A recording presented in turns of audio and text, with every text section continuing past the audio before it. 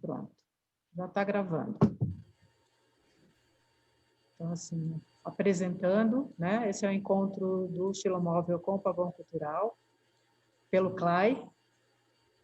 Então, Márcio, acho que pode fazer as apresentações aí. Pode começar. Bom, a gente pensou em apresentar o nosso vídeo, né? Que tem alguns minutinhos apresentando um pouco da nossa história. Acho que a gente pode se apresentar primeiro, né? Meu nome é Márcio. Sou a Luciana. E eu sou a Simone. Então, a gente vai mostrar para vocês o nosso vídeo de apresentação do ateliê, do Espaço do Xilomóvel e do projeto do Xilomóvel que a gente fez para o CLAI. Vou compartilhar com vocês aqui. Opa, vídeo errado. Não, entrou o Pavão. Entrou do Pavão. Vídeo errado, opa. Volta do início, Márcio. O Xilomóvel Ateliê Itinerante deu a sua primeira oficina de xilogravura na praça. Desde o início do projeto, temos o objetivo de criar possibilidades para o ensino de gravura em todo tipo de lugar para diversos públicos. Assim, criamos um ateliê adaptado com todos os materiais, ferramentas e equipamentos, que é transportado dentro de um carro, uma veraneio de 1976. O projeto é desenvolvido pela Luciana Bertarelli, o Márcio Elias e a Simone Peixoto. Gostamos especialmente da experiência do ateliê ao ar livre, montado em espaços públicos. Nesses encontros, podemos quebrar algumas barreiras institucionais. A prática artística se transforma em ferramenta para estabelecer diálogos. Em 2013, montamos nosso ateliê coletivo, para desenvolver nossos trabalhos artísticos e também para ter um espaço para novos tipos de atuação do Xilomóvel. Nessa casa, nós recebemos, por exemplo, o artista cubano Rafael Cáceres, para um curso sobre cologravura, uma parceria com o ATAL 609 e a Oficina Cultural Carlos Gomes. Além de possibilidades como essa, a nossa convivência no ateliê trouxe novas perspectivas para o projeto. Foi o impulso para que nossas práticas e nosso pensamento como artistas nos levassem por novos caminhos com o Xilomóvel. Em 2013, criamos a primeira versão do Lago Folhas, Xilogravuras para o Ar Livre, uma exposição de xilogravuras feitas para a praça pública. Em 2015, mudamos de endereço, para a casa que estamos até hoje em Barão Geraldo. Queríamos um espaço maior para viabilizar mais encontros e trocas. Na nova casa, fizemos o Na Garagem, trazendo exposições de artistas e apresentações musicais. Foram 11 versões com exposições e 2 feiras de artistas daqui e de outras cidades da região. Desde o nascimento do Xilomóvel, tivemos muitas parcerias e encontros. Viajamos para muitas cidades e outros estados em nosso ateliê sobre rodas. Fruto de tantas andanças, também trouxemos para Campinas muitos artistas. Em 2017, realizamos um projeto que era um sonho há muitos anos. O Festival Volante, um encontro de ateliês itinerantes na Estação Cultura de Campinas. Em 2018, fizemos a segunda versão do Lago Folhas, dessa vez nas ruas da Vila Industrial, em Campinas. Por isso, o chamamos Lago Folhas, Xilogravuras para a Cidade. Usando suportes típicos da comunicação visual urbana, como faixas, filipetas e cartazes, convidamos o público para espalhar nossas xilogravuras com a gente.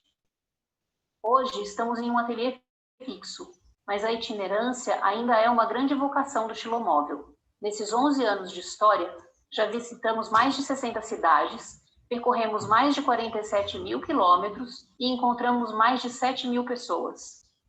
Tanto movimento tem 2 direções, o de sair e levar para fora nossos saberes e o de voltar trazendo novas experiências.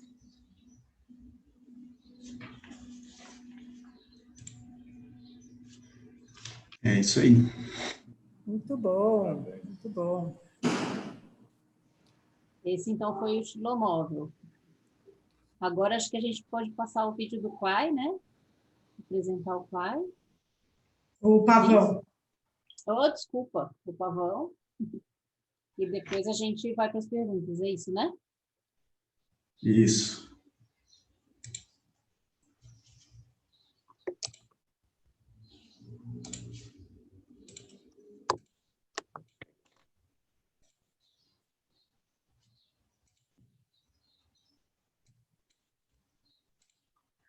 Olá, somos o Pavão Cultural. Criado por arquitetos, o diferencial aqui é a qualidade do espaço que intensifica a experiência de interação entre o espectador e a obra. Em nosso primeiro ano de atividade, tivemos a oportunidade de montar 4 exposições: fotografia, pintura, desenho e gravuras. A primeira exposição de 2020 teve que ser fechada na pandemia, o que nos levou a fazer ações virtuais, como postagens de imagens de obras, leituras poéticas, depoimentos de artistas e o vídeo de uma visita mediada. O espaço de Pavão se propõe ao encontro e à difusão de diversas manifestações artísticas.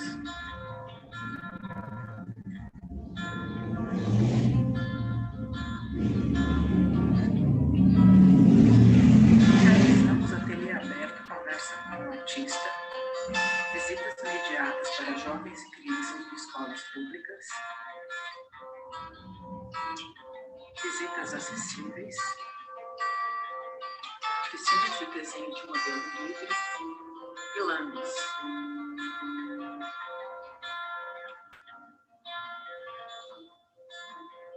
Receber artistas da música num espaço de artes visuais sempre foi nosso objetivo.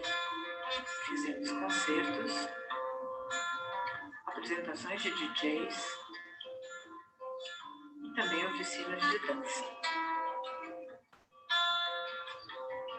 Aqui no Pavão, tanto pode haver diversão para crianças, quanto para adultos.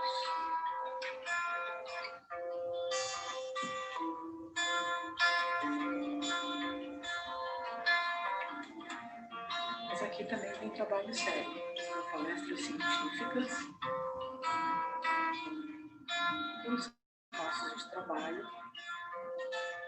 e reuniões. Se que pudermos reabrir, estão todos convidados a vir conhecer pessoalmente.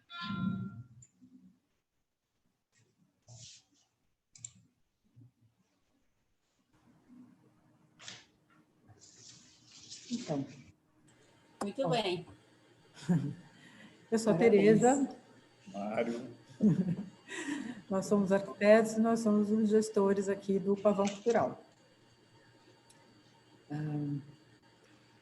Eu não sei se deu para ouvir, acho que o som estava meio ruim, mas enfim, quem tiver curiosidade, o vídeo está lá no YouTube do CLAI, então dá para ver com mais calma, e tem a descrição do vídeo, tem algumas coisas lá. Não, o vídeo não vai não. Bom, agora aqui que a gente começa com perguntas, para lá e para cá. Pode ser. Então, a nossa primeira pergunta que eu faria para vocês, assim, como que vocês formaram o grupo, assim, onde vocês conheceram, como que vocês se juntaram para fazer o Estilomóvel, né? Da onde que vem essa parceria? E se ela sempre foi só vocês três ou se já teve mais gente que entrou e saiu do grupo? É uma pergunta que tem várias possibilidades de resposta essa, mas vamos começar do começo, né? A gente se conheceu na Unicamp, a gente é amigos há muitos anos, eu e o Márcio, a gente é mais ou menos da mesma época na Unicamp, veio alguns anos depois, mas também é próximo, assim, e o Estilomóvel, na verdade, foi uma ideia da Luciana e do Márcio. Eles começaram, tiveram essa ideia a partir de um projeto que a Luciana participava, que é a Gravura na Kombi, que depois ela pode falar um pouquinho melhor sobre essa relação aí do Estilomóvel com a Gravura na Kombi. E aí eles tiveram esse desejo de fazer um ateliê que fosse móvel, que pudesse estar na rua, né? E começaram a fazer umas oficinas nas praças em Barão Geraldo, e eu morava em Barão Geraldo, do lado de uma praça. Então, o projeto inicialmente eram eles dois, mas eu sempre estive mais ou menos próxima, assim. E aí, A Simone participou de todas as oficinas do Estilomóvel, mesmo antes de ser integrante do Estilomóvel, né? E aí, depois no primeiro ano do projeto, eles escreveram um projeto para a Funarte, né, e receberam um prêmio. e com esse prêmio eles conseguiram comprar os equipamentos necessários, uma prensa portátil, fazer umas reformas do carro e tal, e aí sim nasceu o Xilomóvel, né, dessa forma como ele é. No ano seguinte, eles me convidaram para participar oficialmente do Xilomóvel, e aí a gente escreveu um novo projeto, Funarte, ganhamos um novo prêmio, e aí sim o projeto foi crescendo, né? Então, eu entrei no segundo ano do Xilomóvel, então no primeiro ano era Luciana e Márcio, e aí depois eu entrei, então estamos juntos há 10 anos, nessa configuração de 3 pessoas. A gente nunca saiu e voltou, mas a gente teve várias pessoas que atravessaram, assim, que passaram por nós, né? O Tiago Fernandes foi um colega nosso que foi oficialmente membro do Xilomóvel por alguns anos. Ele foi nosso assistente, a gente convidou ele para entrar, ele entrou, ficou com a gente bastante tempo, mas ele tinha outros projetos, ele agora está até morando em São Paulo e tal, ele resolveu sair, mas ele nunca deixou de ser um parceiro, né?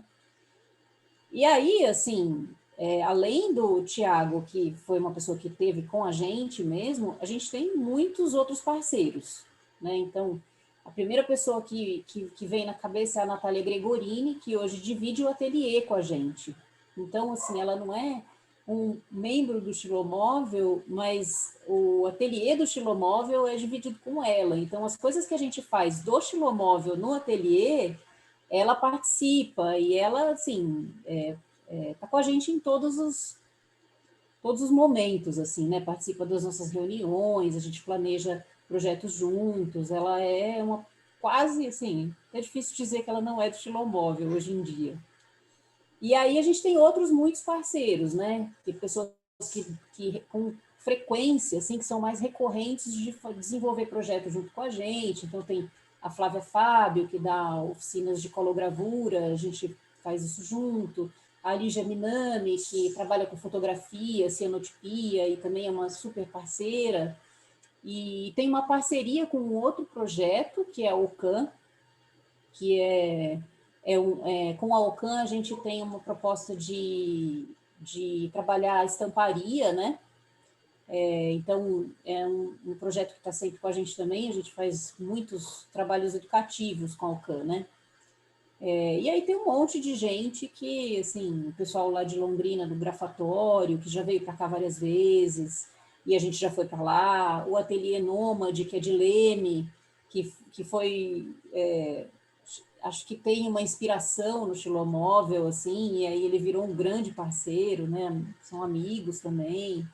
Muita gente, assim. A Sericleta, que é de São Paulo, que faz serigrafia numa bicicleta. Muitas pessoas, assim. Mas o Xilomóvel somos nós 3 já há 10 anos. E a coisa da itinerância, ela tem essa fonte no Gravura na Kombi, que é um projeto que era da Unicamp, que era um projeto de extensão, que foi idealizado pela professora Ligia Luff, que ela era professora de desenho, mas ela também trabalhava sempre muito com a gravura, né? E a ideia dela era levar aulas de gravura para dentro de escolas públicas da região. Então, ela pegava os bolsistas da Unicamp, e aí esses bolsistas trabalhavam com essas oficinas. E eu não fui bolsista, mas eu trabalhei como voluntária, porque eu achava esse projeto incrível. E aí era isso, a gente pegava toda a documentação, como se fala? O equipamento portátil, enfiava dentro de uma Kombi, que era uma Kombi lá da Unicamp, e rodava as escolas da região oferecendo essas oficinas. Então, isso foi uma coisa que ficou no meu repertório, né? E quando eu me formei, eu tinha vontade de dar aulas de gravura, e eu tinha esse entendimento de que para dar aula de gravura, seria interessante ter um equipamento portátil, porque não fazia o menor sentido a gente exigir que cada pessoa comprasse o seu próprio equipamento, né? Porque é um material caro e é um material coletivo, de uso coletivo. Então, foi assim um pouco que a gente foi, aos poucos, eu e o Márcio, debatendo como elaborar essa ideia do estilomóvel. Então, a gente pegou essa experiência do Gravura na Kombi, mas a gente não queria trabalhar só dentro do espaço das escolas. A gente queria trabalhar em locais diversos, né? Então, foi assim que a gente idealizou as nossas primeiras oficinas. O que mais? Acho que é isso. Estou tentando não me prolongar muito aqui, porque tem bastante conversa. Não, muito legal. E assim, qual que foi o lugar ou mais longe ou mais inusitado onde vocês foram parar com o estilomóvel? Tem bastante história, viu? Acho que os lugares mais longes que a gente foi Londrina, né? No Paraná, e Brasília, né? Acho que Brasília é o lugar assim, mais distante que a gente foi para dar atividades, né? E para Brasília, acho que a gente já foi 3 ou 4 vezes já. E agora, em lugares inusitados, tem vários, assim, tem muitos, porque dependendo da parceria que a gente fazia, tinha um perfil, assim, dos lugares que a gente ia, né? Por exemplo, com as oficinas culturais do Estado, a gente, nossa, foi para muito lugarzinho, assim, cidadezinha pequena lá na fronteira com o Paraná, perto de Avaré. A gente foi para uma cidade chamada Alumínio, e dava, assim, oficina na praça, no Coreto, porque a gente ia para esse lugar exatamente por causa do caráter do projeto, né? Porque a gente conseguia montar um ateliê em lugar que não tinha nada, absolutamente nada mesmo, nenhuma estrutura. E com o Bibliosesc de São Paulo também era muito legal, porque a gente seguia junto com o Bibliosesc, que é um caminhão biblioteca, né, do Sesc, que vai para a periferia de São Paulo. Então, na Zona Sul, na região de Interlagos, ou lá na Zona Leste de Itaquera, a gente rodava aqueles bairros gigantes, enormes, e chegava nos lugares assim, onde o Bibliosesc parava para atender as pessoas, que eram lugares que não tinha estrutura assim do bairro, não tem nem praça. Às vezes a gente chegou a dar oficina dentro de posto de saúde, dentro de igreja, em lugares assim que era a referência do bairro era essa, né? Ou era igreja ou era o posto de saúde, porque nem uma praça assim no lugar. É um lugar onde as tinha. Pessoas se encontram no bairro ou algum lugar onde você tem um telhado para eventualidades. E dentro de shopping também, a gente já deu oficina dentro de shopping. É uma experiência bem inusitada. Nossa, essa é uma experiência que não dá vontade de repetir. Não, essa não. Essa não. Essa a gente pode dizer que foi a pior experiência do estilomóvel. Foi. É muito esquisito. É muito estranho. Porque acho é que muito estranho competir, né, com o quiosque do McDonald's.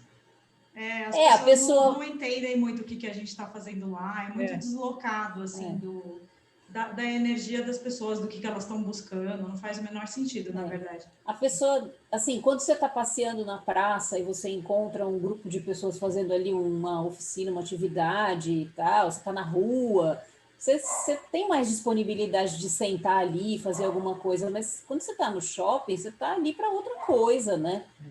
Você está fazendo outra coisa, e aí ninguém vai querer sujar a mão de tinta gráfica, né? No shopping é uma experiência louca, assim. Né? Não, e é outro público também, né? É um outro.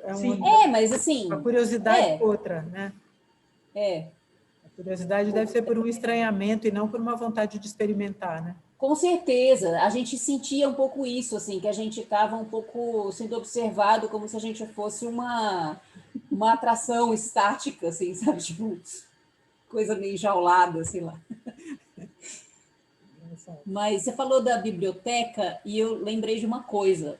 No segundo prêmio da Funarte que a gente ganhou, era uma relação com pontos de cultura, né? E a gente fez um ponto de cultura aqui de Campinas, que é o Senapec, que é uma biblioteca comunitária. E aí, quando a gente fez, a gente falou, cara, como é que vai ser da oficina de estilogravura e de monotipia dentro de uma biblioteca cheia de livro? Um lugar fechado, né? A gente ficou assim, nossa, vai ser muito difícil, sei lá, né? E aí não foi, né? Foi super tranquilo, a gente pendurou um monte de varal lá no meio da biblioteca, tinha aqui uma quintalzinho, varandinha, assim, que a gente usava para limpeza e tal, e deu tudo certo. Mas a gente depois passou por várias bibliotecas, né? A gente teve, em alumínio, a gente deu uma oficina numa biblioteca, porque era o único espaço, assim, um espaço que era da prefeitura, assim, que comportava um monte de mesas grandes e tal, né? No Capão Redondo também, não foi? Na Fábricas de Cultura? Fábricas de Cultura era um projeto da biblioteca do Fábricas de Cultura, a gente foi em 3 ou 4, né? Também dentro da biblioteca. Sim. Depois teve esse projeto com o Bibliosesc, que é uma biblioteca na rua, né? Que daí é uma coisa assim, juntou essas duas experiências, assim, né? Uma biblioteca dentro de um caminhão e um ateliê dentro de uma veraneio, e a gente estacionava os dois juntos, assim, e fazia tudo na rua, né? E aí teve também a Feira Sub, que é uma feira de publicações independentes aqui de Campinas, muito legal, que acontece nos últimos 2 anos que aconteceu, né? Esse ano não teve, mas em 2018 e 2019 foi na Biblioteca Municipal de Campinas, né? E aí a gente deu oficina na biblioteca também, como parte da programação, e a gente fez uma exposição lá dentro, né? Dentro e fora, assim, tinha uns painéis para fora e umas gravuras lá dentro, na biblioteca. Então, Xilomóvel tem um pé na biblioteca. Tem um namoro aí com a biblioteca, né? Mas tem super a ver, né? Porque a gravura vem da imprensa do livro, né? Não, nessa oficina que a gente deu na Biblioteca Municipal aqui de Campinas, a gente estava falando sobre gravura, e aí falando da história, né? Dos tipos móveis e tal, e aí o pessoal da biblioteca falou, a gente tem uns tipos aí. Eu falei, como assim? Aí eles trouxeram os tipos para o pessoal ver, assim, a gente foi, né, buscar livros assim que tivessem ilustrações com estilogravura e tipografia, foi muito legal, assim, foi uma coisa que aconteceu muito espontaneamente, assim, a gente não sabia que eles tinham tipos. Aí uma curiosidade, assim, esse povo é o que está passando por lá em todos esses eventos, ou é o pessoal que já está esperando o Xilomóvel chegar? Vocês têm, enfim, vocês sabem, né, o que vocês vão encontrar pela frente, assim, na hora que vocês chegam? Ótima pergunta. Assim, a gente costuma lidar com a não inscrição. Essa é a nossa preferência. A gente gosta de chegar nos lugares e ir coletando inscrição na hora, assim, né? A gente pode dizer que esse é o nosso talento, a gente gosta de ir se aproximando das pessoas, tal. Mas depende muito, na verdade, da nossa parceria, né? Já aconteceu muitas vezes, principalmente quando é dentro das instituições, por exemplo, dentro do SESC, aí a gente tem realmente inscritos antes, né? Mas dependendo do parceiro, a gente tenta convencer de que não é necessário, de que a gente pode chegar e acolher as pessoas conforme elas forem aparecendo. E aí é muito mais interessante para a gente, porque aí a gente consegue abarcar um público que não necessariamente é um público que sabe o que é, né, de antemão. Aí a gente consegue apresentar mesmo aquilo para a pessoa que está passando. E a gente também considera público não só as pessoas que fazem a gravura, né? Todas as pessoas. Porque, assim, às vezes você tem 10 pessoas participando da atividade prática, mas você tem 20, 30 observando. Sim. E aí essas pessoas fazem perguntas, às vezes elas ficam mais de hora olhando. Então, tudo isso também a gente considera como público, né? E é super interessante, assim. A gente tem até uma foto muito maluca Tem um SESC que eu estava dando, lotou a oficina, tinha 15 pessoas ali, que é o tanto que a gente consegue atender. Mas em volta tem uma multidão.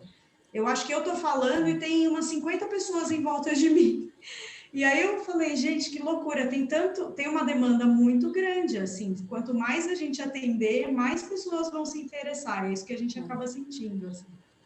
Nos últimos anos, a gente, depois que a oficina cultural fechou, né, nas cidades do interior, a gente começou a trabalhar muito com o SESC. E aí mudou um pouco, assim, o trabalho no SESC tem isso, né? É um lugar, é uma instituição fechada, então é as pessoas que estão lá, e aí, enfim, uma coisa que é legal é que, assim, além das oficinas que tem público espontâneo, a gente também oferece cursos de mais longa duração, né? Então, cursos de, sei lá, 3 meses, com encontros semanais, assim, aí acontece isso também, a gente dá o curso para 15, 20 pessoas, e aí tem um monte de flutuantes que aparecem, vão, às vezes faz um negocinho, porque a gente não gosta muito de porta fechada, né? Começa como ouvinte, termina como participante. É que tem uma coisa lúdica, né, muito nessa gravura, né?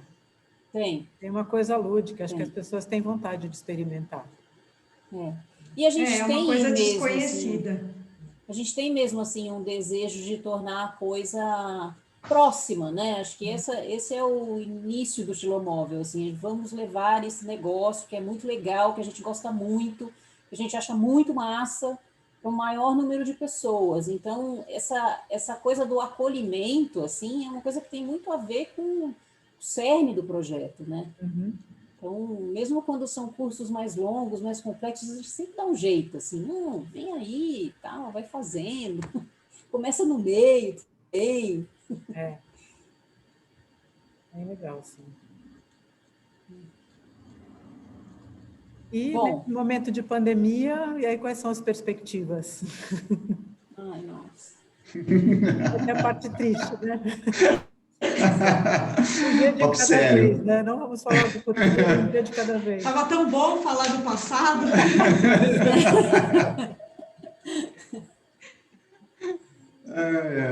Meta agora é ficar vivo. Então, viu isso?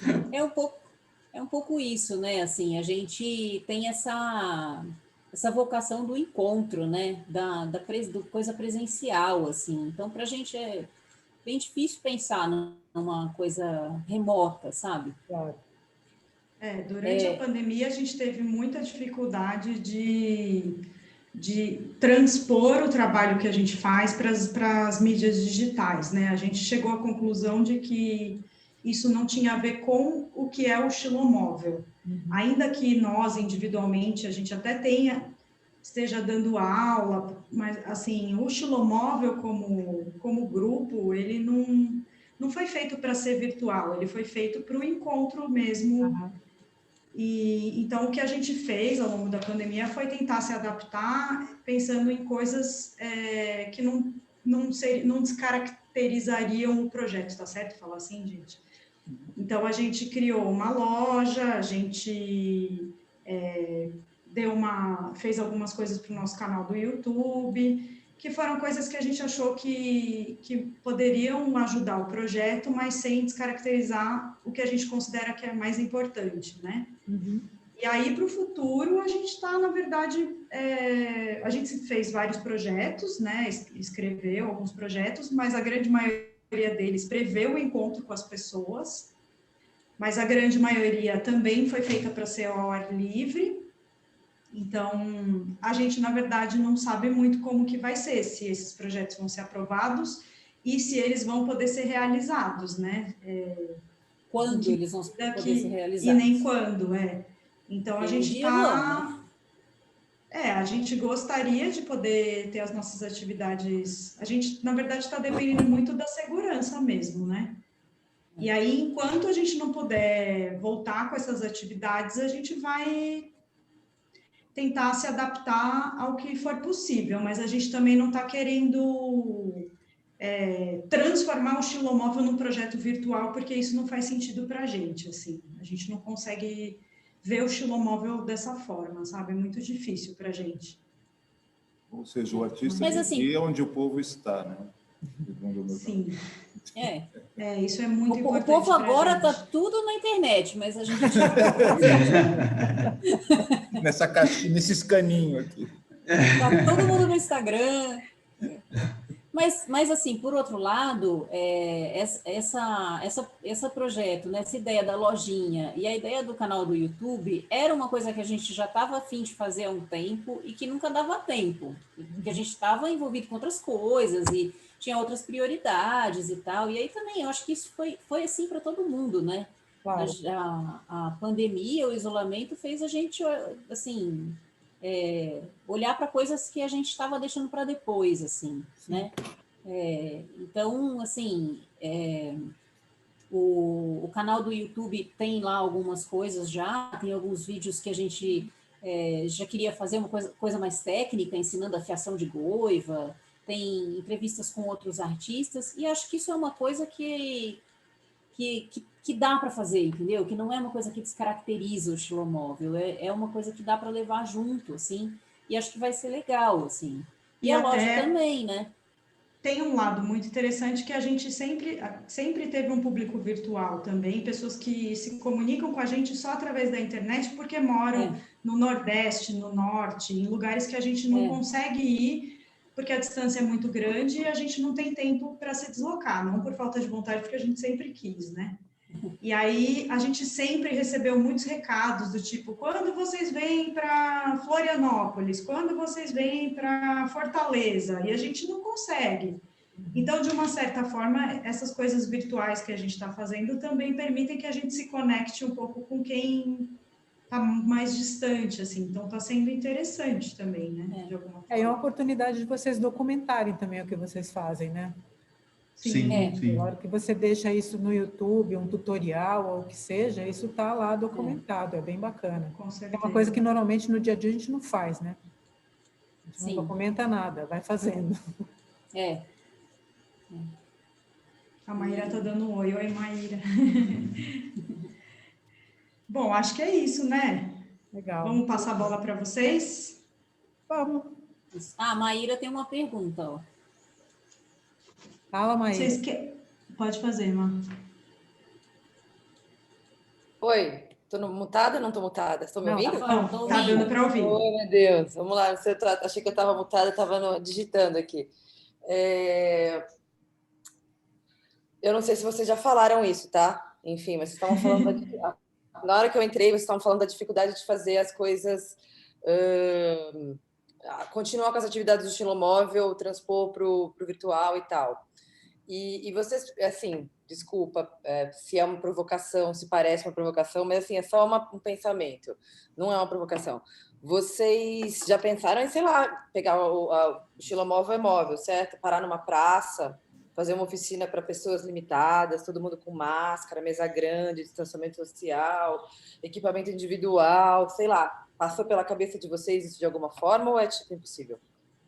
Eu acho que para o ano que vem a ideia é essa, né? As coisas que os projetos que a gente escreveu, eles estão prevendo que a gente não esteja já na normalidade, né? Ano que vem, no começo do ano que vem, as coisas ainda vão estar numa situação muito delicada. Então, os projetos que a gente escreveu, a gente pensou nisso mesmo, de atender um número um pouco menor, de ser sempre ao ar livre, da gente prever sempre de ter segurança, álcool gel, máscara, todas essas coisas, né? O tempo que os participantes também ficam na atividade ser reduzido também, né? Isso é uma coisa que também aumenta a segurança e possibilita que a gente possa fazer, né? Então, acho que juntando todas essas coisas como medida de segurança, acho que torna uma atividade ao ar livre possível, sim. É que um dos nossos maiores parceiros... Desculpa. A gente está falando aí, assim, nas últimas notícias que eu tenho de médico infectologista amigo, né? É que um ano depois da vacina, é que a gente vai poder estar, de repente, num ambiente sem máscara, entendeu? Então, acho que para o ano que vem a gente precisa pensar em como a gente vai fazer.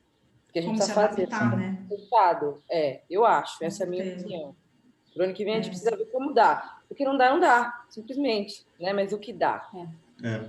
Eu acho que nos moldes que a gente trabalhava, realmente não vai dar. Porque a gente atendia bastante gente, todo mundo juntinho.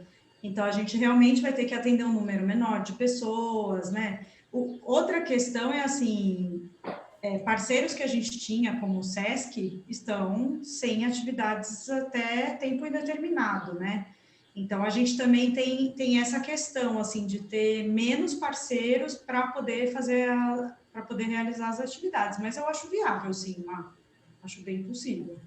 Na verdade, a gente tem... Pode se organizar para criar eventos, né? Assim, sei Sim. lá, porque assim, vocês fazem oficinas pagas, certo? As pessoas vão e pagam ou não? Não. É muito raro. Não, a gente, na verdade, assim, a pessoa que participa da oficina, quando é uma situação assim na rua, ela nunca paga. Tem sempre uma outra instituição financiando, né? Ou é prefeitura, ou é SESC, ou é sei lá o quê, ou a gente, né? Que a gente também faz muita coisa... né?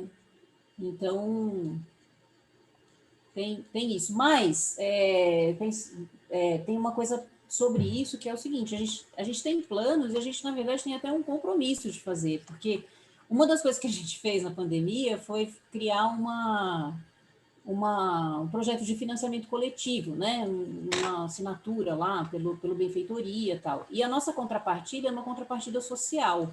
Então, a gente já está devendo, assim, para ficou a promessa de que, quando fosse possível, a gente faria oficinas na rua.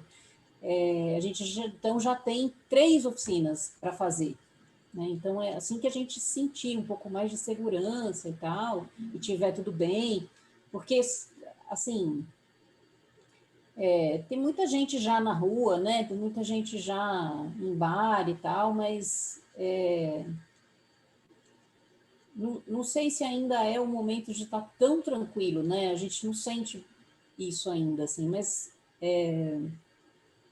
acho que em janeiro, fevereiro, assim, já vai ser mais possível. Eu acho que essa é uma questão importante. As medidas de segurança que são sugeridas pelas autoridades não são suficientes, é isso, assim, tipo, você acha que se a gente ficar distante com álcool gel e máscara e material individual, ainda existe um risco alto de contágio ao ar livre?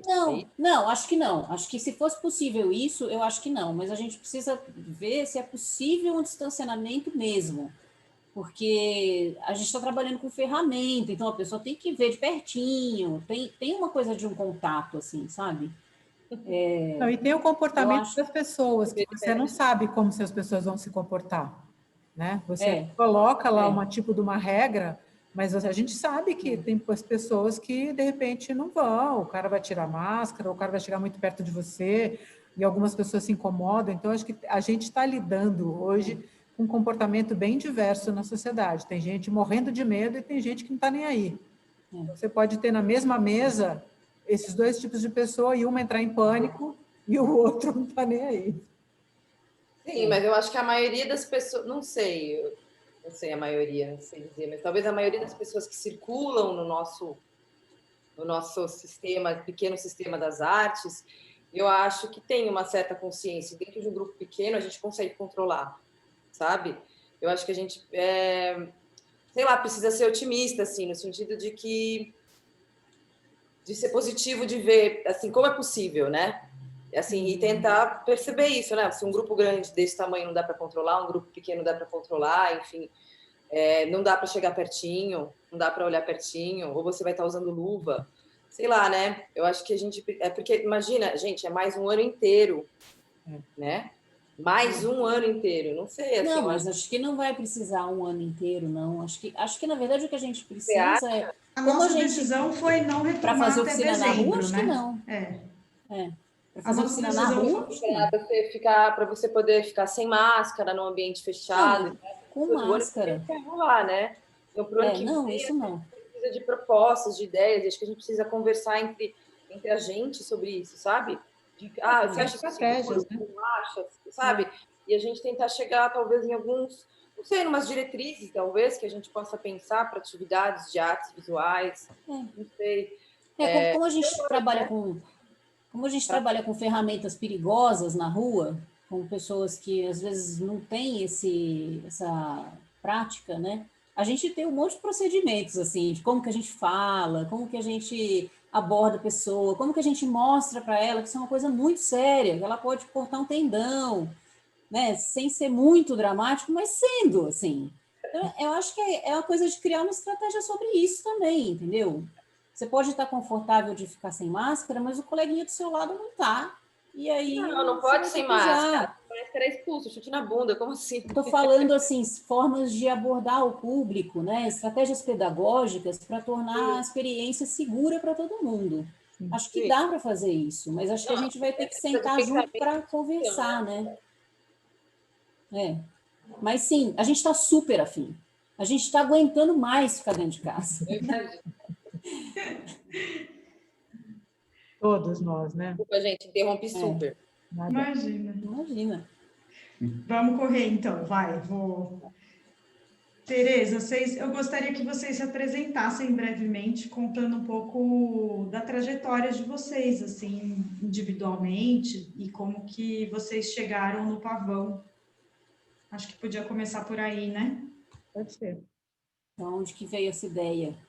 Então, bom. Acho que é a pergunta que todo mundo quer saber. Começa lá atrás, né? A gente trabalha todos nós trabalhamos com memória e repertório, né? Enfim, nós dois somos arquitetos, né?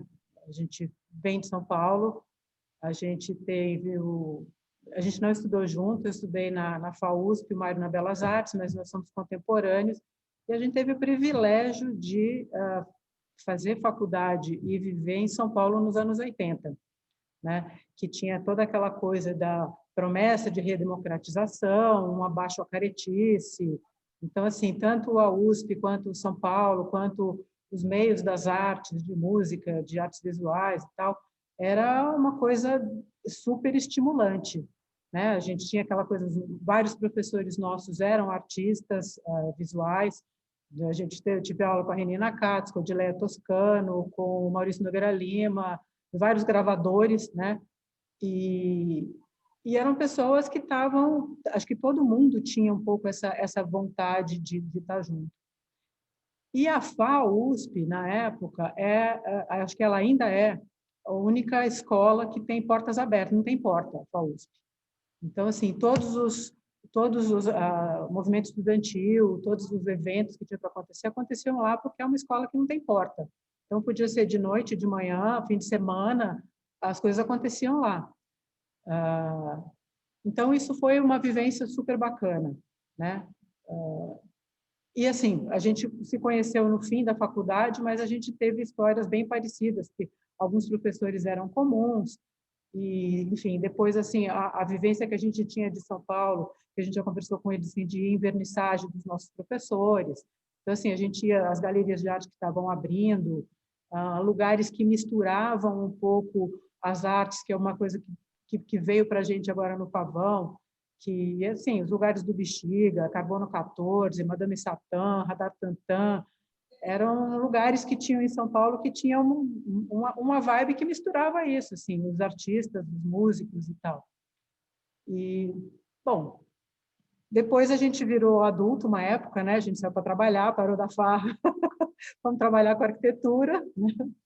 Cada um pouco na sua área. E a gente veio para Campinas em um determinado momento, o Mário era professor, eu tive meu escritório aqui de arquitetura, mas chegou uma hora que, assim, o meu trabalho com arquitetura me cansou. Assim, a arquitetura começou a virar produto, os clientes que eu tinha, enfim, pediam coisas que não estava mais a fim de fazer, porque, enfim, as pessoas que tinham muita grana, que podiam fazer negócio, tinham uma demanda que não era interessante para a gente. Então, assim, eu me desencantei um pouco com a arquitetura. E aí, assim, fazer o quê? Né? O que dá para fazer? O que eu sei fazer? E aí, assim, a gente foi trazendo um pouco dessas memórias, e a gente queria trabalhar aqui em Campinas, porque a gente mora em Campinas há 20 anos e nunca trabalhou aqui. E aí, assim, as coisas foram vindo, né, para chegar no que é o Pavão, né? O que a gente gostaria de fazer, qual era o projeto de futuro para nós, né, no momento que a gente podia e a gente tinha condições de investir nisso, né? E a coisa foi se desenhando dessa forma. Mas o Mário fala um pouco aí, porque senão fico só eu falando. Bom, eu sou o Mário, tá? Sou arquiteto também, estudei na Faculdade de Belas Artes. E foi uma coisa bastante legal, porque ali era uma mistura mesmo, né, das artes plásticas e das artes visuais e das artes cênicas e tal, junto com a Faculdade de Arquitetura no mesmo lugar. Ah, e fala que é no lugar da no Pinacoteca, mesmo vocês não prédio. sabiam, né? É no mesmo prédio onde é hoje a Pinacoteca de São Paulo. Era ali que funcionava a Escola de Belas Artes, que era o antigo, enfim, que era o antigo Liceu de Artes e Ofícios, né? Então, a Pinacoteca, enfim, ela só funcionava no andar de baixo e em cima tinha a Escola de Belas Artes, né? Então, essa relação também era, enfim, era todo dia, né? A gente passava o dia ali dentro daquele prédio, né? Meu curso era na parte da manhã, mas a gente passava o dia lá, ou ali, né? Ou ali, enfim, ou dentro da Pinacoteca, e fazendo monitoria, tinha bolsa, tudo, enfim, a vida era aquele prédio e num lugar muito especial, de São Paulo, né? Do lado do Parque da Luz, né? E que tinha uma efervescência, né? Tinha uma efervescência cultural bastante grande naquela época, né? A recente redemocratização, né? Ali nos anos 80 até 85 mesmo, né? Foi quando eu me formei. E aí eu acabei seguindo a carreira acadêmica, né? Aí eu fui professor durante 24 anos e chegou uma hora que não deu mais, né? E aí surgiu essa ideia. Aí eu me licenciei ali na universidade, né? Quando a gente resolveu montar o pavão. Você já fazia né? tipografia, né? E assim, desde 2002 eu já trabalhava com expografia, né? Que é projeto, né? Que é desenho dessas exposições e tal, para várias pessoas. Depois a gente pode conversar um pouco mais sobre isso. E assim, foi um período bastante legal, né? Eu acho que a gente passou pegar o fim da ditadura e pegar o início dessa redemocratização foi interessante. Só para vocês terem uma ideia, quando eu estava saindo, quer dizer, quando eu estava entrando da faculdade, o Sérgio Nicolete, ele estava saindo, né? É porque ele fez a faculdade de Belas Artes também, né? Eu só fui, enfim, eu não era amigo dele, mas a gente via, era uma pessoa bastante especial, bastante estranha, desenhava muito, né? E eu só fui encontrar com ele depois, há 2 anos atrás, assim, que a gente conseguiu, né? Então, assim, eu conheço, entre aspas, o Sérgio há mais de 30 anos. E a gente foi contemporâneo daquele pessoal que era aquela exposição que foi no Parque Lage, Quem é Você, Geração 80. Estava o Sérgio, estava a Leda Catunda, que foi minha colega desde os 10 anos de idade, a gente estudou junto, o pessoal do Casa 7, Carlito Carvalhosa, aquele pessoal foram meus contemporâneos na FAO. Então, assim, também tinha uma vibe, assim, de quem vivia entre a ECA e a FAO naquela época, era uma moçada que, né, acabou tendo uma certa projeção que a gente foi acompanhando, assim, encontrava em bar, encontrava em festa e tal, e a gente foi acompanhando um pouco essa trajetória. E teve também uma coisa que marcou bastante a gente trabalhou um tempo com um arquiteto carioca, o Mário trabalhou uma época, depois eu, que, enfim, ele tinha um trânsito muito grande entre artistas à época, e a gente fez um projeto de expografia de uma Bienal Internacional, que foi a de 94, né? 96. Não, 94. Não, 94.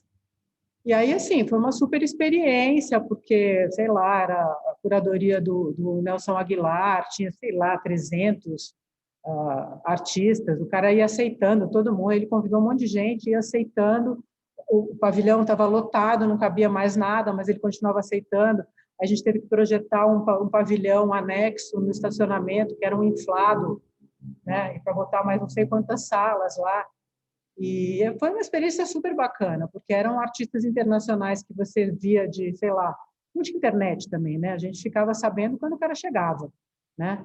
Talvez alguns por revistas, que tinham uns caras de videoarte, que era uma coisa super contemporânea na época, que apareceram, mas era super divertido. E tinha o pessoal que trabalhava na Bienal, uns marceneiros que trabalhavam, que a gente virava à noite com eles, e que eram caras que já tinham montado Picasso, que já tinham montado Leger, sabe? Os caras que eram funcionários da Bienal e que você ficava de madrugada trabalhando e ouvindo o papo deles, né? Do que eles já tinham feito.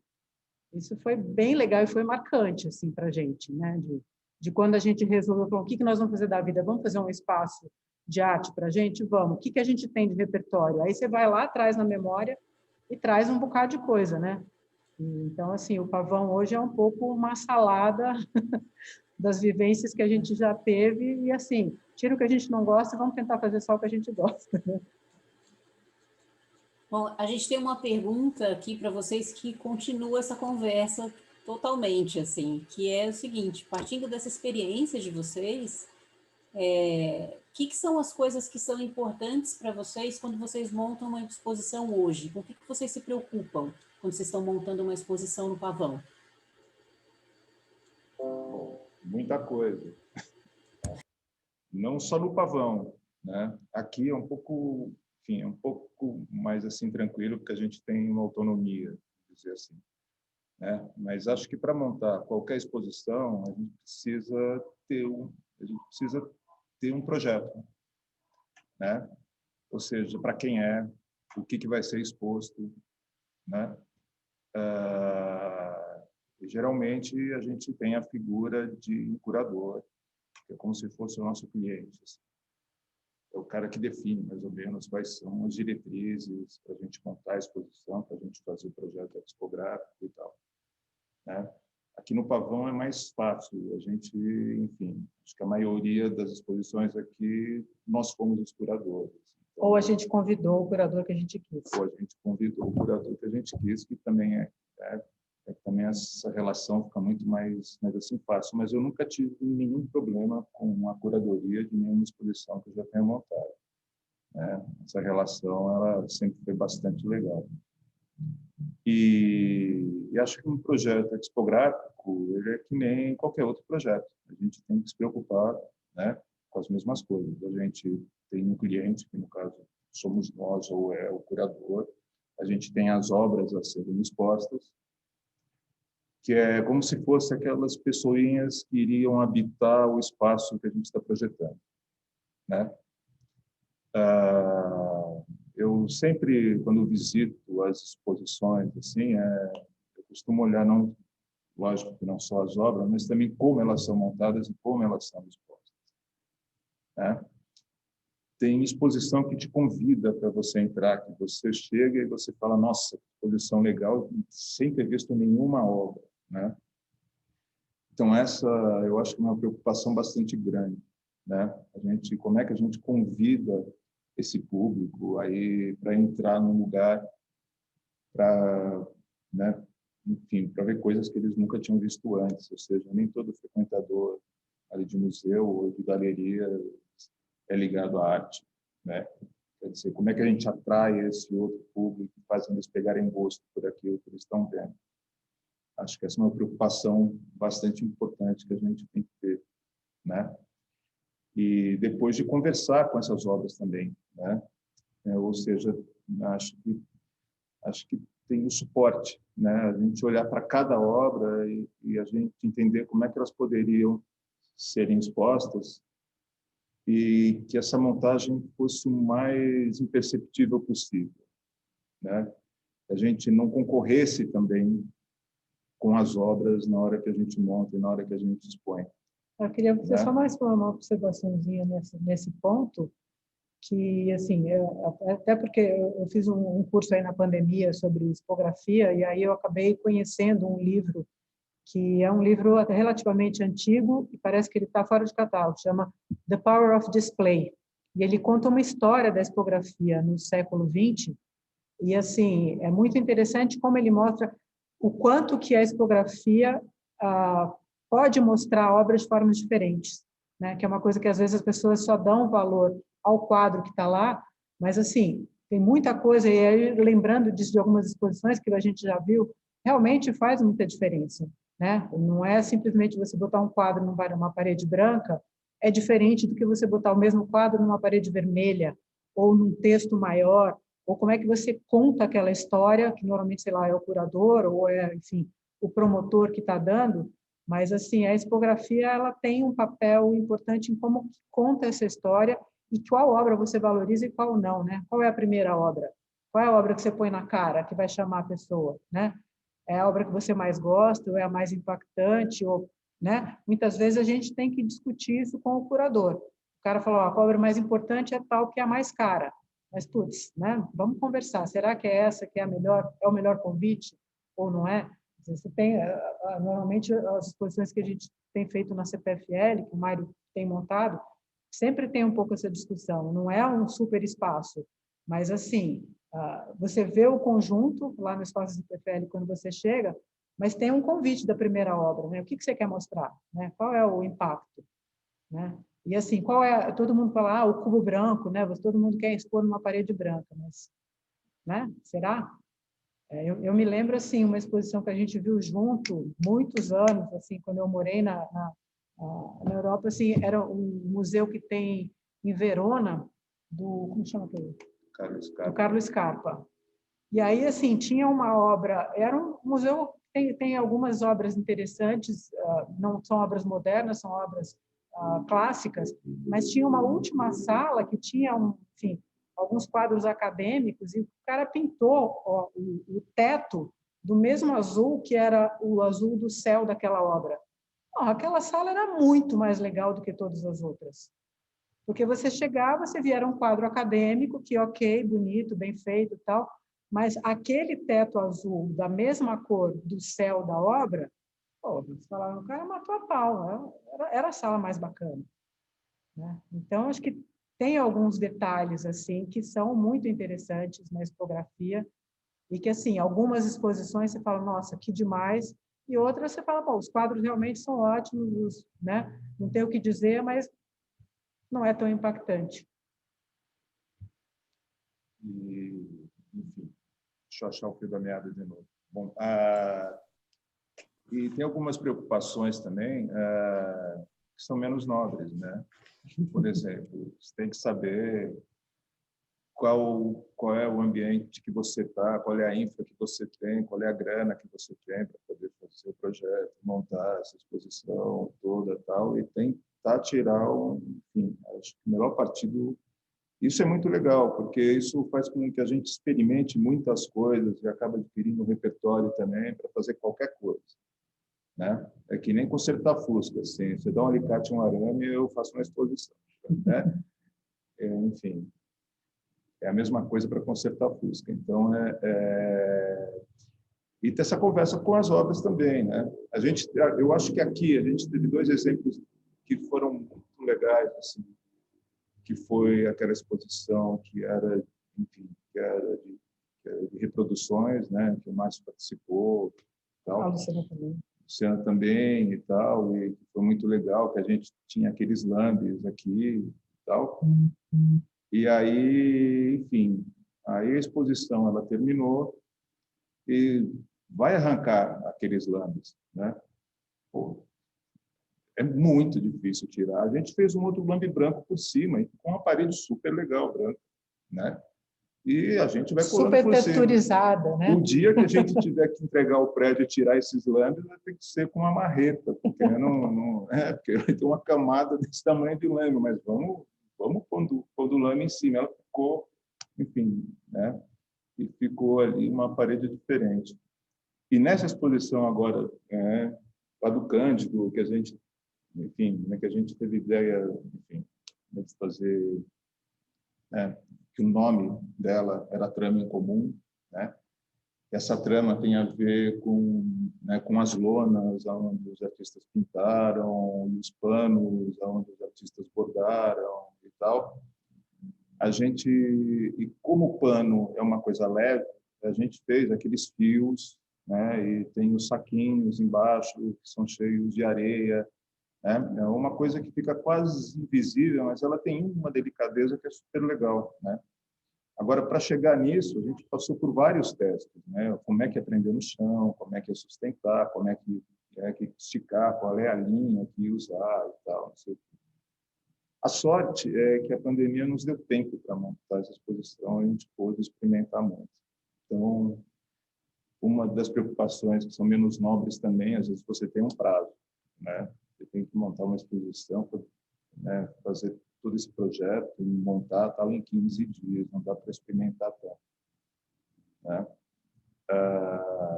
Então, assim, é uma coisa, eu acho que como qualquer projeto, né? E eu sempre digo, acho que um bom projeto, ele não é o que vai ser feito, mas ele tem que dizer também como aquilo vai ser feito, né? É muito fácil você fazer um desenho lindo, eu quero essas linhas aqui, tal, mas como você vai fazer isso? Como é que você vai segurar, né? Qual é o tipo de cabo, de fio que você vai usar? Como é que você vai sustentar? Ou seja, a gente tem que ter essa preocupação também, porque além de fazer projeto, a gente também monta.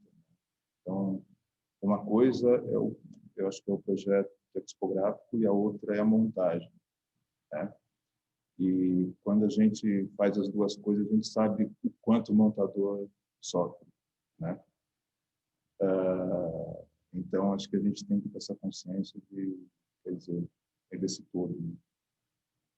Não, e tem um lado legal aqui, que é o nosso laboratório, né? O Pavão, para a gente, é um laboratório que a gente pode testar coisas e que a gente pode, eventualmente, se a gente for chamado para fazer uma exposição em outro lugar, a gente tem algumas coisas que a gente já fez e que a gente sabe como funciona, né? Claro que, assim, o que tem aqui já é reflexo do que a gente, enfim, já usou em obra, porque, enfim, a arquitetura no Brasil, assim, o Mário trabalhou com habitação popular há muito tempo, eu trabalhei com coisa de exposições de feiras também, então tem muito dessa coisa da gambiarra, de você ter que adaptar situações, né? E, assim, muita coisa do que a gente fez no início de carreira também, assim, era uma época que, hoje em dia, a gente tem muito acesso a material importado, material bacana, que não tinha. Então, tinha muita coisa que a gente tinha que adaptar, tipo, vai na Santa Efigênia, vai lá na Florencio de Abreu, lá em São Paulo, troca parafuso, enfim, a gente sempre foi acostumado a testar coisas, assim, né, no nosso trabalho. E agora a gente faz isso na diversão. Mais ou menos. Não, tem que fazer, você tem que chegar numa finalidade, mas a gente pode se divertir fazendo também. A gente faz gambiarra. Tem mais espaço para se divertir, né? A gente não tem o cliente chato sempre. Somos nós. Somos nós. A gente faz gambiarra, mas faz gambiarra que a gente, enfim... A gente testa. Isso, la garantia sou eu.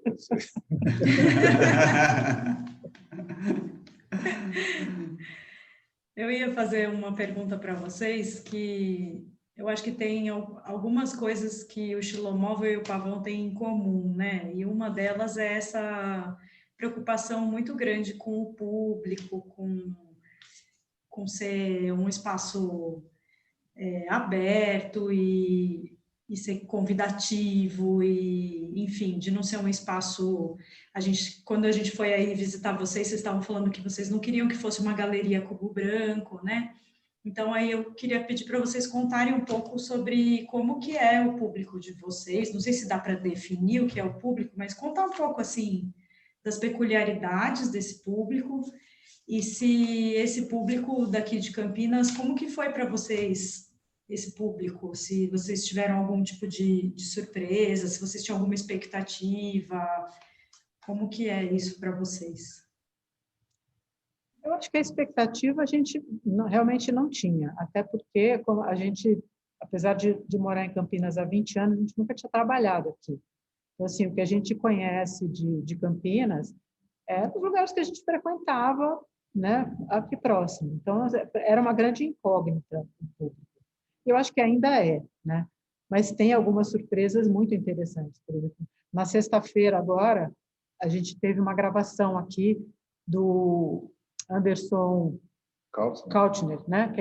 Ele foi fazer uma gravação aqui de música eletrônica, que é uma coisa que a gente não entende absolutamente nada, né? Ele usar umas projeções, umas coisas assim. Então, assim, o espaço, na verdade, assim, nem parecia que era o Pavão. A gente estava assim, parecia que a gente estava numa balada. Aí, assim, no meio da gravação, o Mário saiu para ir comprar cerveja no posto, tinha um cara aqui fora com o ouvido colado na gradinha aqui, né? Na hora que o Mário abriu, ele se assustou, falou, desculpa, mas o que é aí? Né? Eu estou achando super bacana esse som, o que é aí? Né? Aí o Mário falou, não, a gente está gravando um negócio aqui, entra aí, senta quietinho que os caras estão gravando e assiste. Põe a máscara aí. Põe a máscara aí. O cara que estava na rua, mas assim, colou, sabe assim, colou o ouvido no radinho, né? O cara ouviu pelo som, e essas coisas acontecem, assim, algumas pessoas passam aqui e olham assim, mas o que é isso? Não, entra aqui para ver, aí você vai saber o que é, porque às vezes nem a gente tem muita definição. Nesse dia a gente não tinha definição mesmo, porque era um som que não é o habitual nosso, né? Um visual que não é o habitual nosso, porque a projeção mascarava toda a exposição, mas ok, você está interessado, entra aqui, senta e vamos conversar. Aí acabou a gravação, ele tomou uma cerveja aqui com a gente, trocou uma ideia, era um garoto super jovem, né? Ah, que legal, tal, foi embora. E assim acontece, já apareceram pessoas assim, super inusitadas. Claro que tem, o público de arte tem, o público de show é outro, mas tem essas situações super interessantes, assim, das pessoas que passam na frente e entram e falam, o que é isso aí? Não, e o pessoal, quando vê essa fachada e essas cortinas vermelhas, ficou muito curioso em saber o que é, mas nem todos têm coragem de perguntar, com medo da resposta.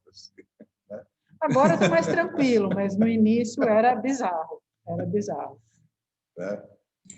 Até eu contei para vocês já, né, que nós somos vizinhos do Pavão. E aí, quando vocês estavam para abrir e estava rolando essa colagem de lambes, eu lembro que eu passei de carro e eu virei para falei, meu Deus, o que será que é isso? Eu não consegui pela fachada identificar o que seria, mas eu falei, essa cara de lambe-lambe deve ter alguma coisa a ver com arte. Eu lembro que eu falei para o Márcio, eu falei, será que é um espaço de arte? Não acredito. E aí, logo depois, a gente viu no jornal que ia abrir e a gente ficou super feliz. Mas tem essa... Vocês têm uma cara diferente mesmo, né? Assim, de bater o olho, a gente chama atenção, né? Chegaram chegando em Barão. A gente pensava o seguinte, nós, Mário e Tereza, não somos nem artistas, somos arquitetos. A gente não trabalha em Campinas, a gente não é conhecido, a gente conhece pouca gente. Esse espaço, quando a gente veio aqui, ele era um galpão que tinha uma loja de móveis, o cara guardava os móveis aqui. Era super feio, um amarelo horroroso lá fora. Mas aqui dentro, quando a gente olhou, a gente falou, o espaço é super bacana, dá para fazer o que a gente quer. Mas a gente tinha que dar um tapa nessa fachada, tinha que fazer alguma coisa, porque ela era muito feia. E, assim, não ia ter cara de nada, né? E aí, esse pessoal do SHN, o Haroldo foi aluno do Mário, lá na Unimep, já trabalhava com isso. A gente, vamos conversar com ele, vamos ver o que acontece, o que ele propõe. E aí a gente foi trocando uma ideia e chegamos, né? Ele apresentou o pavãozinho para a gente, o desenho do pavão. A gente falou, super bacana, mas como a gente vai aplicar isso, né? Aí tem essa coisa também da grana, né? Olha, para fazer o lambe, você tem que repetir, para ficar barato, você tem que fazer não sei quantas folhas de papel, né? Então, assim, não dá para fazer um desenho enorme. Então, vamos fazer o pavão de um tamanho bacana, e aí a gente rasga esse papel todo, pica esse papel todo e sai colando como se fossem pixels, né? E aí fica uma estampa. Então, a gente chegou a essa conclusão que ia ter o pavãozinho ali naquele lugar, que era uma janela que a gente fechou, que tinha que ter algum lugar que as pessoas vissem, né, a imagem do pavão. E o resto do papel a gente corta e cola como se fossem pixels. E aí foi saindo. Isso foi super divertido, porque no dia que terminou, eles terminaram de colar a fachada, aqui dentro não tinha nada, a gente não tinha começado a reforma ainda. A gente foi na pizzaria aqui do lado, pediu uma pizza, quando a gente estava indo embora para casa, já tinha uma menina fazendo selfie na frente do pavãozinho. A gente falou, eu acho que vai dar certo. Mas era isso, a gente queria fazer uma fachada forte, porque se fosse falar assim, o Mário e a Tereza vão abrir um espaço de arte. Pô, quem é Mário, quem é Tereza? O que é isso? Né? Mas então, e quanto ao público, né, que você estava falando, a gente teve isso, né? Muito antes da gente pensar nessa exposição ali do Cândido, né, veio aqui o pessoal do CAPES, né? que alguns deles eles estão expondo hoje, né? E eles fazem parte daquele Secotoninha e tal, eles já, enfim, eles vieram aqui, daí eles fizeram uma atividade legal em cima e desenharam e tal. Mas já era uma proposta da Paula de convidar o Cândido para fazer uma parceria que, a princípio, seria de visitação. E aí, conforme a gente foi conversando, apareceu essa história, olha, eles têm um acervo super bacana, vamos lá olhar, vamos pensar numa exposição, né? Porque a gente já vinha gestando isso desde o ano passado. Tá, e a gente recebeu escolas também, né, que fazem parte do projeto educativo, né, que a Paulinha coordena. Então, teve desde criança de 3 anos até gente de 90 anos. Então, o público, lógico que a gente não tinha ideia, né, mas é um público completamente eclético. Assim, tem gente do bairro, tem gente da rua, né, tem um garoto que mora na rua aqui, que sempre passa, fica aqui dentro, sobe e desenha, tal. Tem aluno que vem estudar lá em cima, porque é tranquilo, tem Wi-Fi, sabe? Tem de tudo. A gente sempre pensou meio que em dar tiro para todo lado, nessa questão de abrir, porque você coloca como uma galeria, as pessoas não entram, né? Ninguém entra numa galeria de arte e fala, pô, será que eu tenho que comprar alguma coisa? Né? Será que paga para entrar? As pessoas perguntavam no começo assim, não, mas pode entrar? Paga para entrar? Não, não paga para entrar, pode entrar. Mas, assim, tem um pouco esse estranhamento em relação à arte. Então, a nossa ideia era de realmente movimentar com mais gente, né, com os espetáculos de música. A gente fez uma parceria também com o irmão do Mário, que faz jogos de tabuleiro. A gente fez no ano passado, pelo menos uma vez por mês, e era, assim, super interessante, porque vinha... Primeira vez vieram 15, depois 20, depois teve dias aqui que parecia assim, uma tarde no Sesc. Não tinha mais cadeira para sentar, tinha gente jogando no chão, jogos de tabuleiro, criança, adulto, enfim. E é um público que não é um público de arte. Algumas pessoas realmente olhavam e falavam, nossa, que bacana. E outras pessoas nem sabiam que espaço eles estavam. A pessoa entrava e saía e não olhava para a exposição. Enfim, também é uma possibilidade, né? A gente queria que as pessoas olhassem, mas isso depende de cada um, né? Uns olham e outros não. Mas assim foi bacana, porque algumas pessoas que vieram para jogar acabaram vindo também depois em show ou em oficina, em outras situações. Então, assim, tem uma peneira, tem um caldo aí que às vezes você, né? Às vezes vem um feijãozinho no caldo também. Eu acho que, assim, a coisa da pessoa ter esse receio de entrar, às vezes, não é nem assim, não é nem a questão de ter que pagar para entrar. A pessoa não se sente pertencente a um lugar que é de arte, assim, ela não vai saber se comportar, né? É uma coisa muito louca, assim. E aí eu acho super legal essa coisa que vocês têm de fazer várias coisas acontecendo no espaço, por exemplo, essa coisa dos jogos, né? A música está mais relacionada, assim, é mais comum você ver, né? Exposição com música, mas os jogos, o espaço aberto com Wi-Fi para a pessoa ir lá estudar, é super legal isso, porque quando a gente abre a porta, a gente tem que ter uma generosidade de deixar a pessoa entrar para fazer o que ela quiser lá dentro. Você está abrindo a porta. Né, de verdade, assim, você não está colocando um filtro, você entra aqui, mas só se for para se comportar de tal maneira. Não. Claro, tem questões de segurança, né? Óbvio, tem que pôr máscara, não pode pôr a mão nas coisas, mas se a pessoa quiser... Agora está mais complicado, né? Mas, assim, no ano passado, tinha situações muito legais, assim, de mãe que vem com os filhos da escola e, tipo, passou na padaria aqui, pegou um lanche, parou aqui, subiu, e as crianças desenharam, cada um fez um desenho, não sei o quê. Algumas, a gente tinha um painel aqui na frente que as pessoas colavam, então algumas crianças levavam o desenho para casa e outras deixavam aqui. Não posso expor aqui? Espeta com taxinha e fez a exposição delas no painel ali. Então, assim, como a gente não tinha expectativa, tudo era muito legal, né? E mesmo assim, o pessoal daqui, o pessoal da pizzaria aqui, os entregadores, agora tem mais entregador, mas, assim, o pessoal da pizzaria pediu para entrar uma vez, mas claro que pode. Não, a gente trabalha aqui do lado, então a gente está curioso. Não, por favor, vem, né? Olha, e é legal, porque as pessoas, no começo tem um certo estranhamento, né? Mas depois o cara já te cumprimenta na rua, né? Percebe que mudou a exposição, entra de novo. Nossa, é muito especial ser reconhecido pela vizinhança, né? Eu acho isso... Ainda mais quando você não está numa vizinhança que são pessoas que trabalham com a mesma coisa, né? Eu lembro que eu fui numa exposição aí e encontrei o pessoal do Xerox, que também é vizinho de vocês. E eu sei que eles super frequentam, que eles já me falaram. É muito bom. A gente é E cliente. falar para as pessoas que esse espaço de arte é um espaço para elas, que elas podem vir, entrar e participar, isso é formação de público, né? Isso é uma função educativa muito forte, né, de vocês. Não, e é engraçado, porque aqui, né? tem pessoas que entram com uma certa naturalidade, mas tem muita gente que não mesmo, realmente precisa chamar para dentro. Né? Aqui a gente já tentou trazer os vizinhos, mas eles não vêm.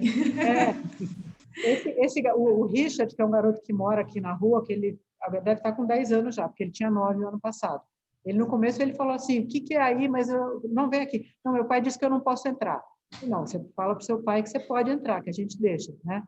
E aí ele, depois você foi passe livre, ele já entrava e falou assim, estou subindo, tá? Ok, está subindo. E aí um dia o pai dele veio aqui e falou, olha, se ele é meio abusado. Se ele zoar, você pode chamar atenção. Eu falei, pode deixar. Se ele abusar, eu aviso. Mas é super bacana. Um 6h30. Se vocês acharem que está na hora de acabar... Não, a última pergunta, na verdade, que a gente tinha é bem simples. Era para perguntar se vocês tinham algum projeto assim, que é o sonho de vocês, que algum dia vocês pretendem realizar. E também a mesma pergunta que vocês fizeram para a gente sobre o futuro, quais são os projetos do Pavão para o ano que está por vir. Então, esse do está por vir é bem difícil, né? Porque, assim, acho que o que a gente projetou para esse ano, a gente não conseguiu realizar, e acho que para o ano que vem, não é que eles não sejam possíveis de realizar, é que eu acho que, assim, eu imagino que a configuração dos espaços de arte daqui para frente é um pouco outra, assim. Eu não consigo mais pensar de que simplesmente colocar trabalhos bacanas na parede seja o suficiente, né? A gente pensa que a gente tem que, assim, o que a gente for criar de expectativa, de narrativa, acho que ela tem que trazer alguma outra coisa a mais, né? Dos artistas e nessa provocação do que seria o nosso público também, né? A gente está pensando numa convocatória para o ano que vem, né? De como fazer, porque algumas pessoas que já tinham manifestado interesse em expor aqui o ano passado, a gente mandou uma comunicação por e-mail e a gente recebeu pouco retorno, então acho que a gente pensa também, como vocês falaram, muita gente ainda está com receio do que vai ser o ano que vem, né? Se vale a pena montar uma exposição, vale a pena investir, quem vai frequentar, quem não vai, principalmente assim artistas que, sei lá, querem expor para vender ou para fazer, enfim, é uma dinâmica bem difícil, né? Então, assim, eu penso um pouco o espaço da gente abrir cada vez mais para eventos, para as pessoas se encontrarem, também não sei ainda de que jeito, né? Qual é a quantidade de público que a gente consegue colocar aqui dentro com segurança, o espaço é grande, pode ser ventilado, mas a gente percebe que as pessoas ainda estão com o pé atrás, né? De falar, vamos fazer um evento. A gente também tem um espaço do encontro, né? Tudo que a gente fez virtual é paliativo, não é o que a gente quer fazer, né? Mas a gente está um dia depois do outro também, tem que ver o que pode ser feito. Mas eu acho que tem uma coisa legal que a gente aprendeu com essa pandemia, se é que isso é uma coisa legal, mas enfim, é que quando a gente faz uma exposição, por exemplo, a gente fazer junto um produto, né? Que seja uma visita guiada, que seja um vídeo, que seja uma instalação onde as pessoas usem o espaço para fazer uma gravação e depois colocar na net e tal. Isso eu acho muito legal, isso é uma das coisas também que acho que não tem volta, né? Então, assim, a gente já teve gravação aqui com o Guga Cacilhas, né? E que, enfim, que ele é um poeta, ele é ator. A gente teve com o músico... O Guga e o Breno. O Guga e o Breno, com o outro tal, que, né? Aí eles usaram aqui, enfim, aqui como um cenário para fazer o show deles e gravarem, colocar, né? Enfim, colocar na rede. Eu acho que isso dá um certo alento, assim, no sentido que dá para fazer algumas coisas, mesmo que a gente não consiga mais esse espaço, que esse espaço seja aquele espaço de encontro que a gente gostaria que ele fosse sempre, né? A gente vai passar um ano aí mesmo, eu acho que vai ser né? do mesmo jeito. A gente tem um espaço fora também que a gente pode usar para fazer alguns eventos, e a gente vai ter que, enfim, vai ter que se reinventar, né? Na real, a gente ficou um ano, né, só funcionando, e o outro ano a gente ficou Nesse mais ou menos. E é triste, mas a gente, enfim, a gente vai tendo ideia. É o que está tendo. É o que está tendo para hoje. A gente não vai parar de fazer. Pode ficar tranquilo. Tem essa coisa que o espaço se presta a bastante coisa, né? Então, mas assim, tem coisas que a gente pode promover e tem coisa que a gente depende dos outros virem também, né? Então, assim, eu acho que cada vez mais essa troca vai ser importante, né? A gente oferecer o espaço, mas depende também do que as pessoas podem ou querem fazer. Então, é esse o diálogo que está aberto, né? O que as pessoas podem fazer do espaço, né? Talvez, assim, pessoas que não tenham ateliê e queiram usar aqui como ateliê, a gente pode conversar.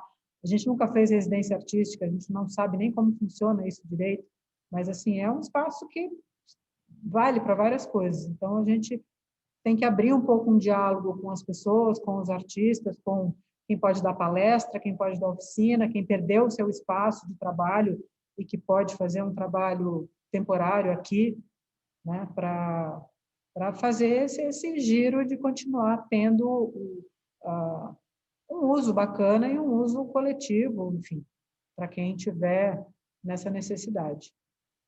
Teve aquela pergunta também, qual é o nosso sonho, né? O que a gente... Eu digo que nessa época, assim, acho que a semana que vem para a gente é um longo prazo, né?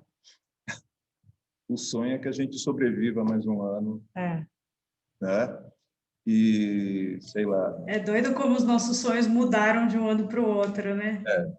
O sonho da gente é 2021, que a gente consiga continuar trabalhando, porque não dá para pensar em 2022, né?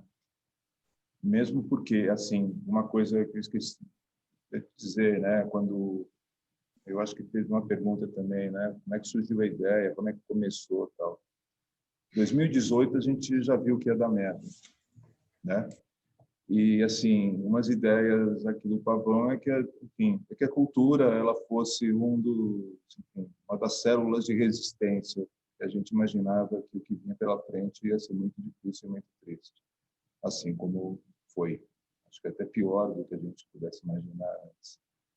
Então, se a gente sobreviver até 2022, já é um sonho realizado, assim, a gente continuar podendo fazer cultura, podendo estimular a cultura, podendo continuar tendo música e tal, e juntar pessoas que estão preocupadas com isso. Eu acho que se a gente sobreviver esses 4 anos, para mim, acho que é o maior sonho, né, que eu tenho, assim, porque acho que com certeza nas nossas vidas, assim, acho que vão ser os anos mais assim difíceis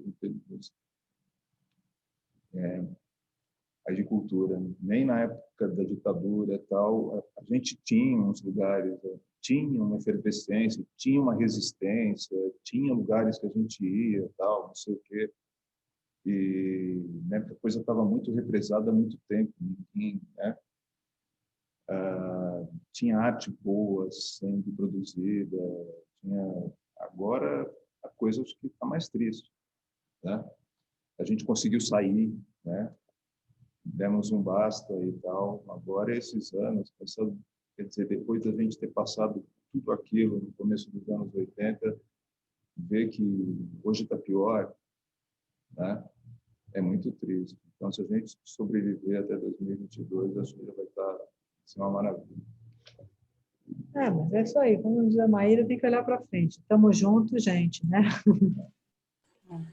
A gente parece que está vivendo um luto de uma coisa que a gente não sabe nem o que é, nem o que vai dar ainda, né? A gente já está vivendo um luto de uma coisa que nem acabou ainda. Mas eu acho que, assim,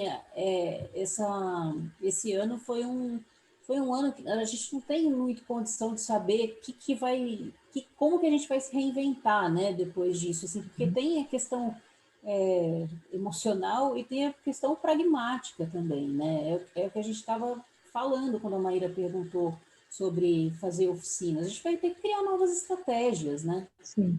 Para isso e criar novas estratégias de sobrevivência também. Então, eu acho que nesse sentido o CLAI é fundamental, né? Eu acho que a gente se apoia, se ajuda e acho que tem dá a força do visibilidade coletivo, todo né? mundo. E tenta dar uma visibilidade para todo mundo. Eu acho que individualmente a gente não vai chegar em lugar nenhum. Tem que começar a não vai. Paula, que está aí, você tem alguma pergunta, Pá? Porque senão a gente... Pessoal, tudo bem? Vozinha, né? Tá quietinha. Estou aqui escutando, hoje foi um dia de muitas histórias. Obrigada por ficar aí até o final, hein? Imagina, foi uma delícia. Bom, então é isso, gente. Fechamos? Acho que é isso, fechamos. Então, até a próxima. Obrigada, gente. Obrigada a vocês. Uma delícia ouvir a história de vocês. Eu acho que a gente devia... Vocês deviam um dia fazer um vídeo só contando toda a história de vocês com fotos. Nossa!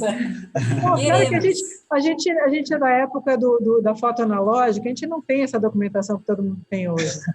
E nem o hábito, né? E nem o hábito de fotografar. Mas eu aposto que tem umas fotos incríveis guardadas em umas caixas aí. É possível. Umas que não podem ser mostradas. Também. Vai ter que ter curadoria. Também. De quem? Vai ter a versão com cortes e a versão sem cortes. Verdade. Valeu, gente. Beijo grande. Obrigada. Beijão. Até a próxima. Tchau, tchau. Valeu. Tchau, gente. Beijo. Obrigado.